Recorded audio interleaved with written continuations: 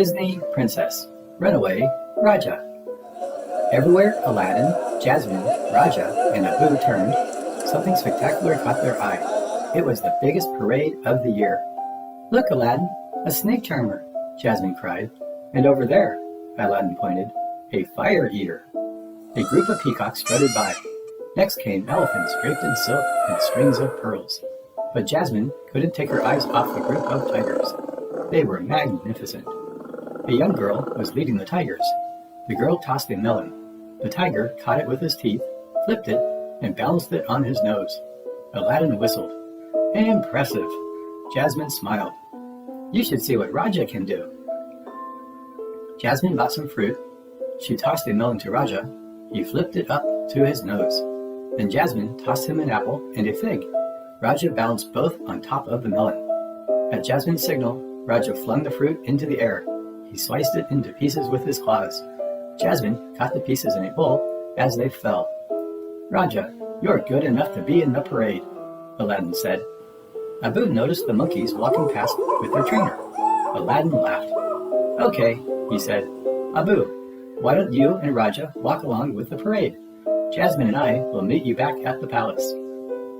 A little while later, Jasmine and Aladdin returned to the palace. They looked for their friends, but Rajah and Abu were nowhere to be found. Just then, Abu ran into the palace gardens. He looked upset. "Abu," Jasmine said, "what's wrong?" Abu pretended to strut like a peacock, walk like an elephant, and dance like a pretty girl. Then he swished his tail like a tiger. Jasmine's eyes widened. "Rajah's been taken by the parade folks." She turned to Aladdin. "Quick, where's the magic carpet?" "Hurry, carpet," Aladdin urged. "We need to catch up to the parade before everyone in it leaves." They flew this way and that. Finally, they spotted an elephant. "Over there," Aladdin exclaimed. "To the left. I see it." The magic carpet turned sharply. Aladdin and Jasmine held on, but Abu tumbled off the edge. Just as he fell, Jasmine snatched him back. "I don't want to lose any more of our friends today." The carpet continued toward the part of the city where Aladdin had spotted the parade. "Watch out!" Aladdin cried as they dropped between the buildings. The magic carpet tried to stop, but it crashed into a bunch of clotheslines. Aladdin, Jasmine, and Abu tumbled safely onto a rooftop, but Carpet was all tangled up. "We need to keep moving," Jasmine said. "Abu, you stay here and help Carpet. Aladdin, we have to get to the parade." Jasmine couldn't see the parade anymore, but she could still hear it. "I think it's over there," she said, pointing.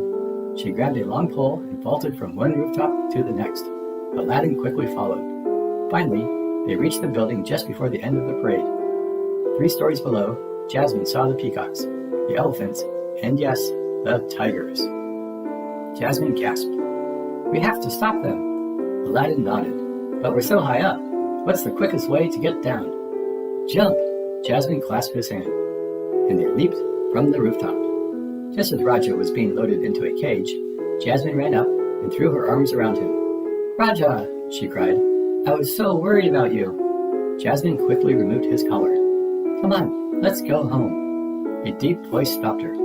"Where do you think you are taking my tiger?" The parade master stood in front of Jasmine. Jasmine straightened up. "There's been a mistake," she said. "I am Princess Jasmine, and this is my tiger." "But he isn't wearing the royal collar," he pointed out. Jasmine knew she had to prove Rajah was hers. If not, she would lose him forever. So she tossed a melon to Rajah. He quickly sliced the fruit with his claws. The parade master bowed. "It seems I was mistaken. As an apology, we'll perform a special show tonight in the city center. You and your tiger shall be the stars." Jasmine was very proud, but more importantly, she was glad to have her friend back. The end. Thanks for watching.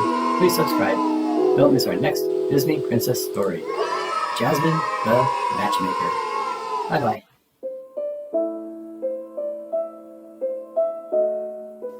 Disney Princess Jasmine the Matchmaker.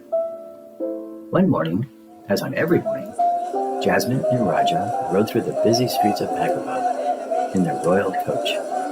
By now, most of the merchants in the marketplace were used to seeing the princess, and even her faithful tiger, outside the palace walls.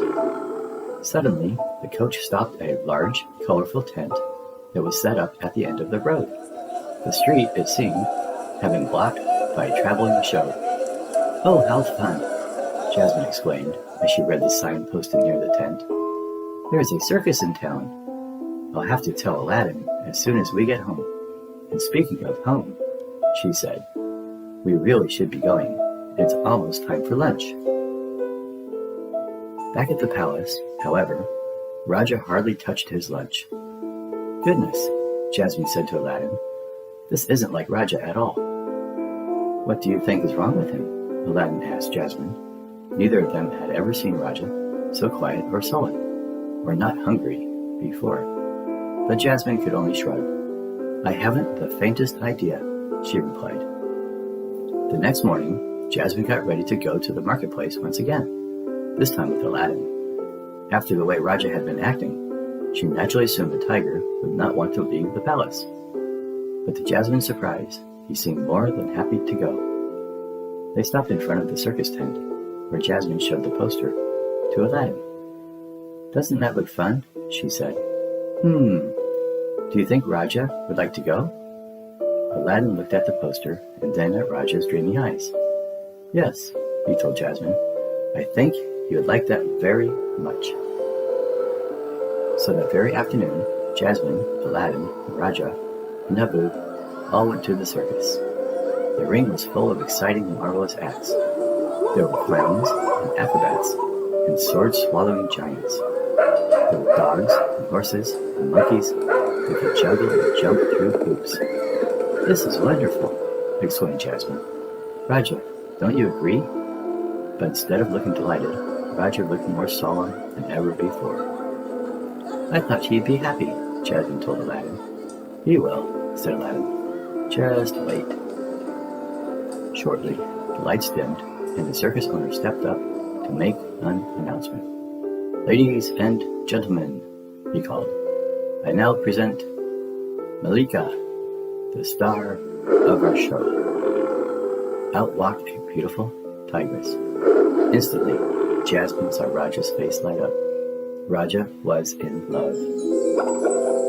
Malika.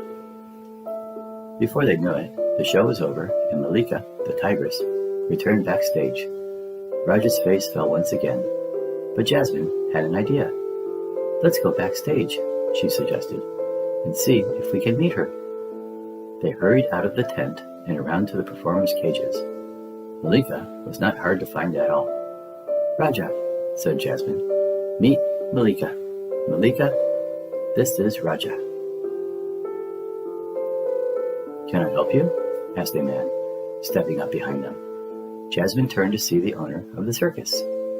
"Well," Jasmine began, "I would love to offer Malika a home at my palace menagerie. She would be very happy there, and, Your Highness, please understand," the circus owner replied nervously. "Malika is our star. Without her, there wouldn't be a circus." Needless to say, Rajah returned to the palace miserable. Jasmine tried her very best to cheer him up. She had the royal chef prepare his favorite meals. She had the royal tailor sew him a brand new bed. She even had the royal animal keeper bring a line of tigers to be Rajah's friends. But nothing seemed to cheer up Rajah. Not even a little. "Poor Rajah," Jasmine told Aladdin later that evening. "I know just how he feels. I remember when we fell in love and couldn't bear to be apart. First thing in the morning, I'm going back to the circus to talk with the circus owner. I'm sure we can work something out." Just then, one of Jasmine's ladies-in-waiting walked in. "Princess Jasmine, there's a visitor here for you," she said. "A visitor at this hour?" thought Jasmine. "Please, send him in," she said out loud. Moments later, the owner of the circus walked in, with a very sad-looking Malika. "Pardon me, Your Highness," he said solemnly, "but I have a problem. Ever since your visit to the circus, the star of my show won't eat, sleep, or perform." "I'm so sorry," began Jasmine, but the circus owner stopped her. "It's not your fault," he told her. "It's clear to see she's in love. And even though she's the star of my show, she's also my friend. I want her to be happy, and so I've come to give her to you." Jasmine clasped her hands. "Oh, thank you," she exclaimed. "Rajah will be so happy." Before Jasmine could call him, Rajah ran straight toward Malika. They met and gently touched noses, clearly happy to be together. Jasmine smiled at the two tigers, but then she looked at the circus owner. She felt bad for him. Without Malika, he would no longer have his circus. There must be something we can do, she thought. Then suddenly, she had a wonderful idea. The very next day, the circus signs all over Aloud were changed.